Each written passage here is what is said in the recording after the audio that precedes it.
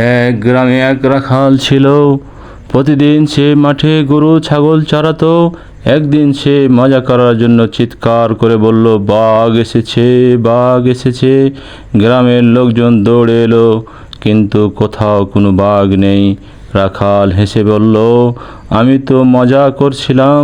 পরের দিন আবার সে মিথ্যা বলল, বাঘ এসেছে, বাঘ এসেছে। মানুষ আবার দৌড়ে এলো, কিন্তু কোথাও কোনো বাঘ নেই। এরপর একদিন সত্যি বাঘ এলো। সে কাঁদতে কাঁদতে চিৎকার দিয়ে বলল, বাঁচাও, এবার সত্যি বাঘ এসেছে। কিন্তু কেউ আর তাকে বিশ্বাস করল না। বাঘ গরুগুলো নিয়ে গেল, আর রাখাল একা বসে কাঁদতে লাগলো। তখন সে বুঝল, মিথ্যা বলা মানুষকে ধ্বংস করে দেয়, আর সত্য মানুষকে রক্ষা করে। রাসূল সাল্লাল্লাহু আলাইহি সাল্লাম বলেছেন, সততা ভালো কাজের দিকে নিয়ে যায়, আর ভালো কাজ জান্নাতের দিকে।